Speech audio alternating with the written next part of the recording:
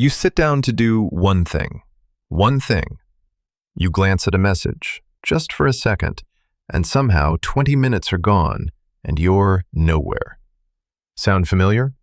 Lately, you've started to wonder if something is wrong with you, like your brain just quietly broke. Like you used to be able to focus, and then one day, you couldn't. But that's not what happened. There's an invisible tax eating your attention every single day, and it has nothing to do with how hard you try. Here's the thing nobody tells you. You're not imagining the change. Focus really is harder than it used to be, but not for the reason you think. You've decided this is a flaw in you, a character defect, some willpower muscle that other people have and you somehow lost. So you try the usual fixes. You download the app. You delete the app. You promise yourself that tomorrow you'll really lock in. And tomorrow looks exactly like today. And every night you go to bed a little more convinced the problem is just you. But it was never personal. It was never even about you. It's about the shape of your day and how that shape is built to interrupt you. Let me show you a number. A researcher named Gloria Mark has spent 20 years watching how people actually use their screens. Not what they say they do, what they really do, measured to the second. Back in 2004, she found the average person stayed focused on one screen for about 2.5 minutes before switching to something else. 2.5 minutes. Not great, but workable. Then she measured again. A few years later, it had dropped to 75 seconds. And today, 47 seconds. Less than a minute. You look at one thing for 47 seconds, and then your attention jumps to the next. Over and over, all day long. That's not a moral failing. That's a measurement. But here's where it gets strange. Switching that fast should just feel busy, right? A little scattered, sure, but you'd still get things done. You don't, though. You end the day wrung out, with almost nothing to show for it. So where does all that effort go? For a long time, everyone assumed the cost of switching tasks was the switch itself, the half second it takes to look away and look back. Tiny, harmless. Turns out that's not the expensive part, not even close. The expensive part is something you can't see, and it has a name. It's called attention residue. In 2009, a researcher named Sophie Leroy ran a simple experiment. She had people work on one task, then stop and switch to a completely different one. And then she measured how well they did on the second task. And she found something quietly unsettling.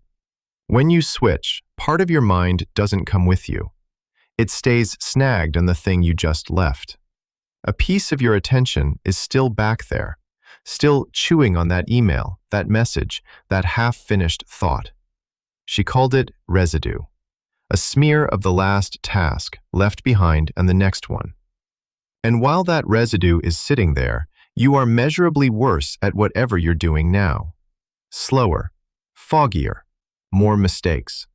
You're physically present and partly gone. So the real cost of switching isn't the switch. It's the residue and the long, invisible climb back to full focus afterward. And how long is that climb? Gloria Mark measured that too. After a single interruption, it takes the average person about 23 minutes to fully return to the original task.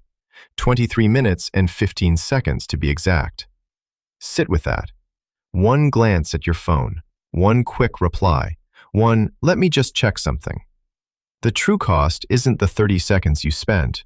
It's the next 23 minutes where you're back at your desk, but your mind is still limping home. You never see that cost. It never shows up on the clock, but you pay it every single time. Let's do the math because it's worse than you'd guess. If one interruption costs 23 minutes of climb back and you're switching every minute or two, you can see the problem. You never actually arrive. You're like a runner who sprints for 30 seconds, gets yanked back to the starting line, sprints again, gets yanked back, all day. By 5 o'clock, you've run for hours and traveled nowhere. That's not laziness. That's the cost of a day chopped into 47-second pieces. You didn't waste the time on purpose. The structure spent it for you in increments too small to ever notice.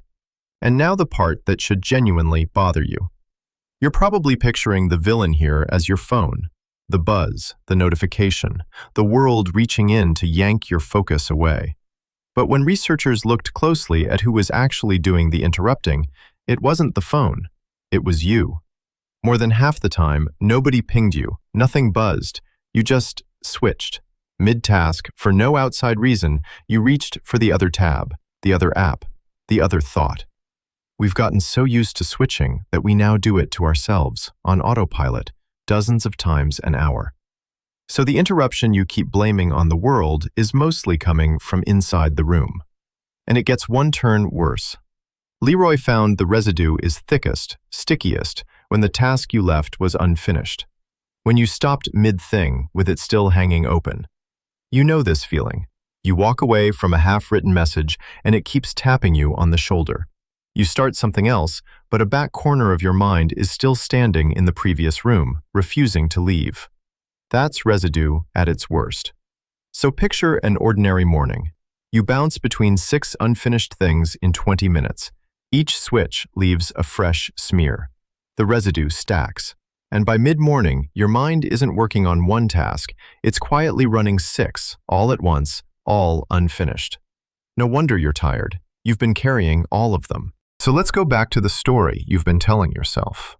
My attention span is broken. You've probably heard the line that humans now focus for less time than a goldfish. It's a great line. It's also nonsense.